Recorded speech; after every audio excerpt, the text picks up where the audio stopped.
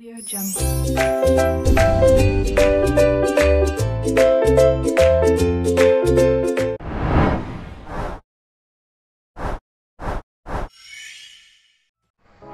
Assalamualaikum warahmatullahi wabarakatuh.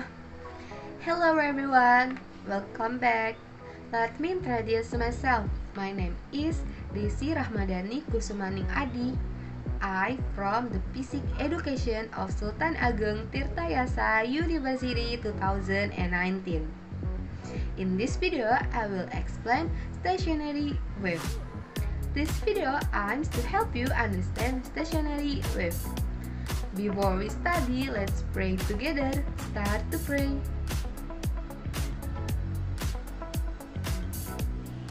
Finish. Pada pertemuan sebelumnya, kita telah membahas mengenai gelombang berjalan. Apa sih gelombang berjalan itu? Gelombang berjalan merupakan gelombang yang memiliki amplitudo sama. Artinya, setiap titik yang dilalui oleh gelombang amplitudonya akan selalu sama. Kalau gitu, apa sih gelombang stasioner itu?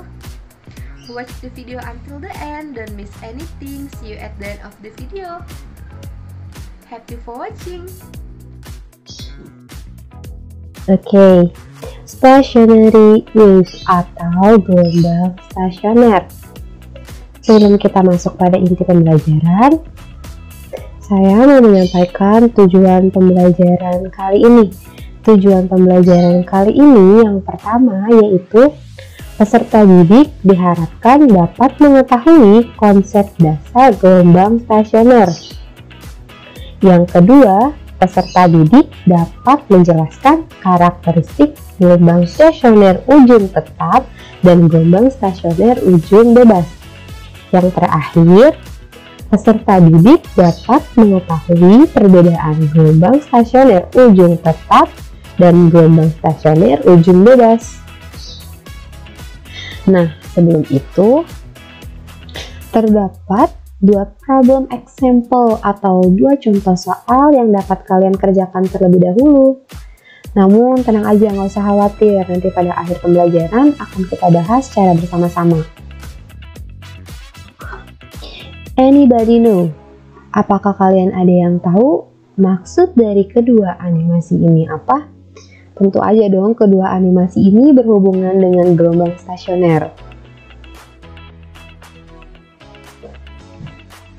Wave atau gelombang terbagi menjadi dua, yaitu walking wave atau gelombang berjalan dan stationary wave atau gelombang stasioner. Nah, gelombang stasioner ini yang nantinya akan kita bahas bersama-sama ya. Stationary wave, gelombang stasioner. Cause occurrence stationary wave atau penyebab terjadinya gelombang stasioner. Apa aja ya kira-kira penyebabnya?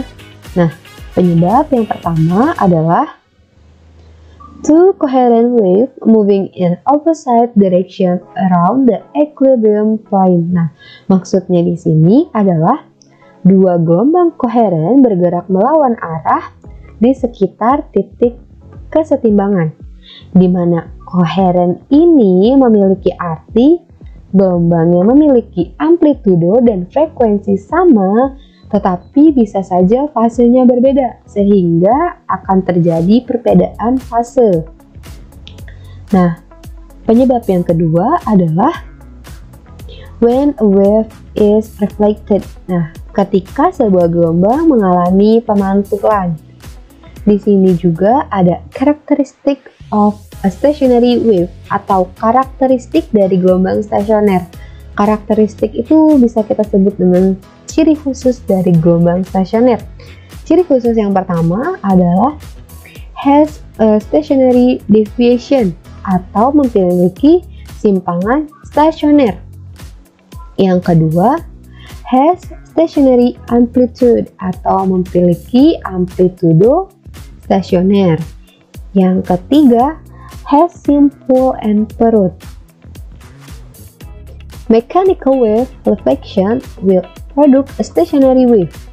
Jadi, pemantulan gelombang mekanik akan menghasilkan gelombang stasioner. stationary wave. Ya, gelombang stasioner ini masih berkaitan.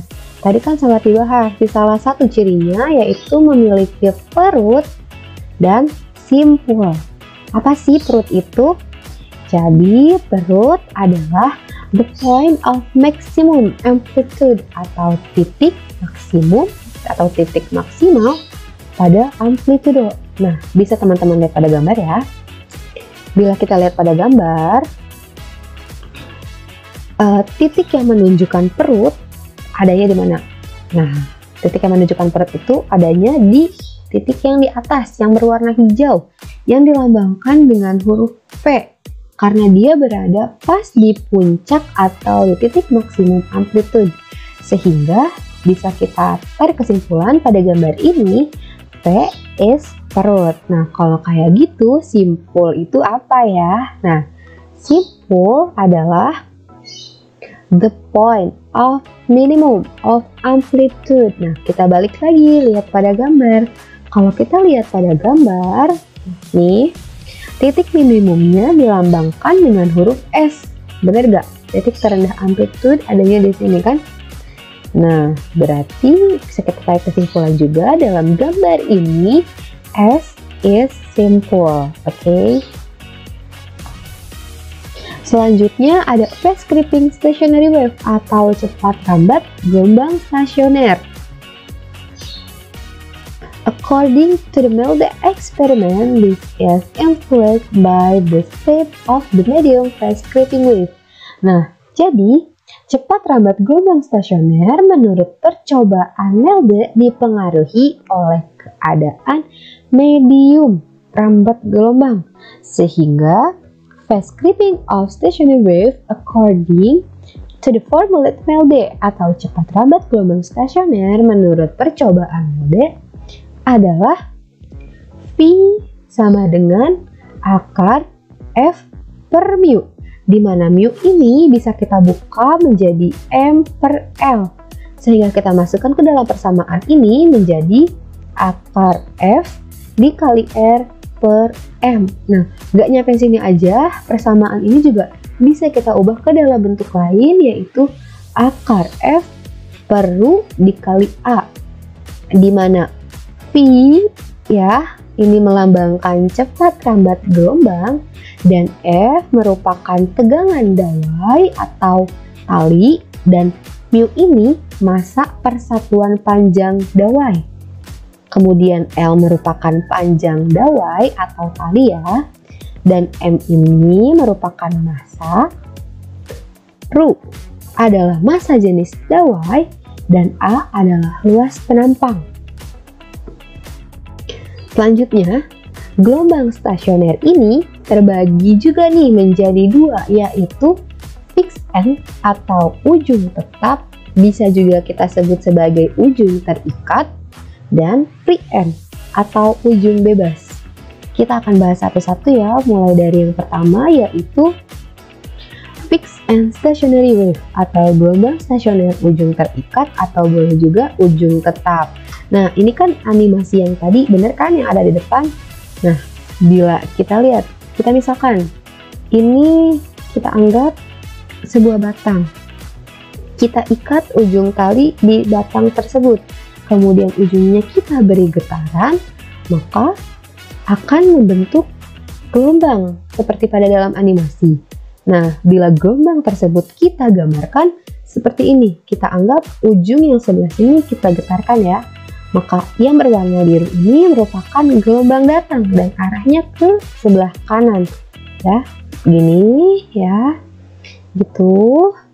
Ketika sampai di ujungnya, gelombang tersebut dipantulkan seperti yang garis berwarna oranye, sehingga equation of stationary wave deviation atau persamaan simpangan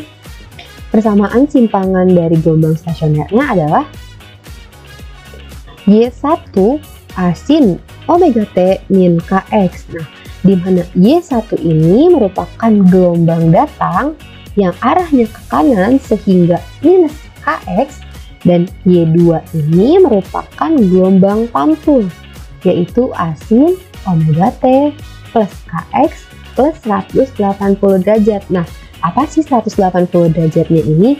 Nah, bila kita lihat pada gambar, terjadi perbedaan fase kan, sebesar 180 derajat. Nah, persamaan D2 bisa kita kerjakan dengan menggunakan trigonometri dan menghasilkan persamaan min A sin omega T plus Kx.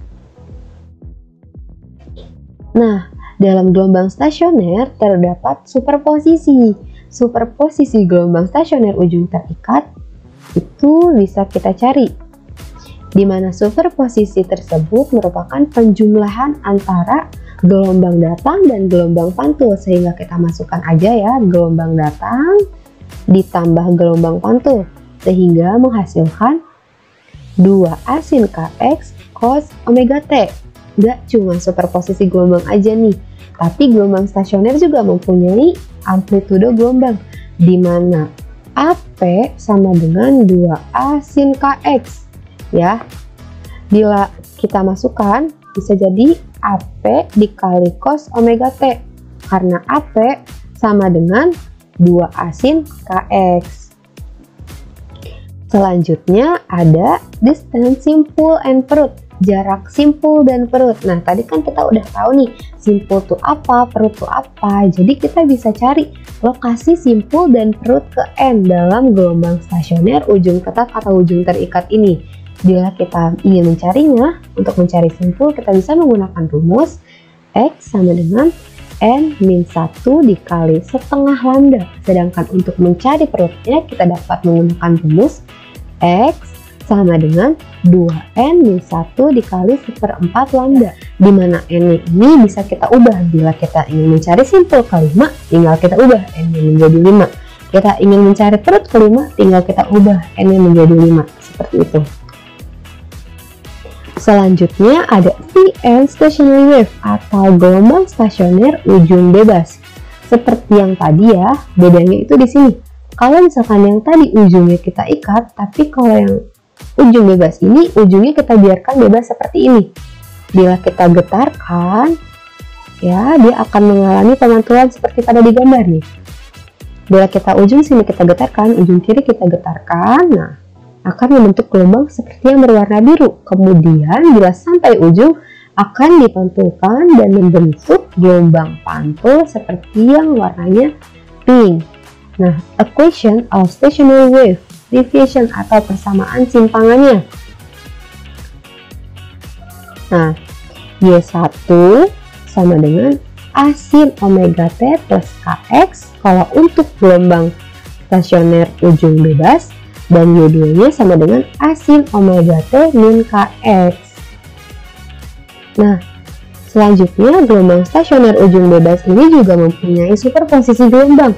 Superposisinya ini sama aja, kita bisa cari dengan YP sama dengan Y1 plus Y2. Tinggal kita masukkan kedua persamaan yang tadi, kemudian akan menghasilkan 2A cos Kx sin omega T. Nah, dalam gelombang stasioner ujung bebas ini juga mempunyai amplitudo, di mana amplitudonya adalah AP sama dengan 2A cos Kx. Nah, berarti ini kalau misalkan kita ubah menjadi AP sin omega T juga nggak jadi masalah ya, karena kita tahu bahwa AP sama dengan 2A cos Kx. Nah, sama aja nih, dalam gelombang stasioner ujung bebas juga kita bisa mencari lokasi simpul ke N dan perut ke N gitu. Kalau misalnya kita mau cari simpul ke N, tinggal kita masukkan ke dalam rumus X sama dengan 2N-1 dikali 1/4 lambda, sedangkan untuk perutnya X sama dengan N-1 dikali setengah lambda. Tinggal kita ubah kalau kita mau masukkan simpul ke berapa dan perut ke berapa gitu. Nah, di sini kita akan membahas soal yang tadi yang sudah saya berikan tadi pada awal video ya. Seutas tali yang panjangnya 50 N direntangkan horizontal, salah satu ujungnya digetarkan harmonik naik turun dengan frekuensi 1/8 Hz dan amplitudonya 16 meter. Sedangkan ujung lainnya terikat ya. Di sini ada kata kuncinya terikat. Getaran harmonik tersebut merambat ke kanan sepanjang tali dengan cepat rambat 1,5 meter per sekon. Tentukan letak perut ke-6 dan letak simpul ke-6 dari ujung terikat. Seperti biasa, bila kita ingin mengerjakan soal, kita tulis dulu. Diketahui L 50M, F atau frekuensi 1/8 Hz, P sama dengan 1,5 meter per sekon. Yang ditanyanya LP letak perut ke-6 dan LS letak simpul ke-6. Nah, jawab ya. Yang pertama, kita cari dulu nih lambdanya berapa. Kita bisa pakai lambda sama dengan P per F. F di sini frekuensi ya. Jadi 1/8 dibagi 1/8 sama dengan 12M. Langsung aja kita masukin ke dalam rumus ya. LP6 sama dengan 2N min 1 dikali lambda per 4. Yang kita masukkan akan menghasilkan 39 meter. Dan B, letak simpul ke-6 kita masukkan ke dalam rumus dan menghasilkan 30 meter. Oke, kita lanjut ke soal yang kedua ya. Persamaan gelombang stasioner memenuhi Y sama dengan 4 sin 2X sin 50 pi Tm dengan X dalam M dan T dalam detik.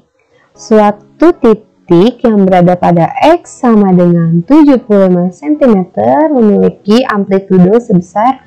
Nah, di sini yang diketahuinya hanya X dan persamaannya ya. Kita ingat-ingat persamaannya. Pasti yang awal ini merupakan amplitudo stasionernya, benar kan? Kayak tadi bisa kita ganti jadi AP gitu kan. Nah, berarti amplitudo dari persamaan ini adalah 4 sin 2pi X. Nah, karena X ini sudah diketahui tapi dalam bentuk cm, kita ubah ke dalam meter menjadi AS 4 sin 2pi dikali 0,75 akan menghasilkan 4 meter. Seperti itu. Nah, selanjutnya di sini terdapat question atau tugas ya buat kalian untuk dikerjakan di rumah dan dikumpulkan. Nah, berikut ini soalnya. Conclusion, kesimpulan pada pembelajaran kita kali ini. Gelombang stasioner merupakan dua gelombang koheren yang bergerak melawan arah di sekitar titik kesetimbangan, di mana gelombang stasioner ini terbagi menjadi dua.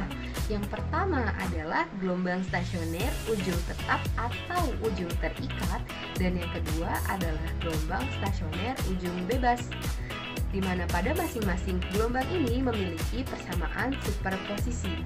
Superposisi untuk gelombang stasioner ujung tetap atau ujung terikat adalah YP sama dengan 2A sin KX cos omega T. Sedangkan persamaan superposisi untuk gelombang stasioner ujung bebas adalah YP sama dengan 2 cos KX sin omega T. Before ending the lesson, let's pray together. Start to pray. Finish. That's all I can say, more or less. I'm sorry. Hopefully what I have to say can be useful. Thank you. Wassalamualaikum warahmatullahi wabarakatuh. See you next time.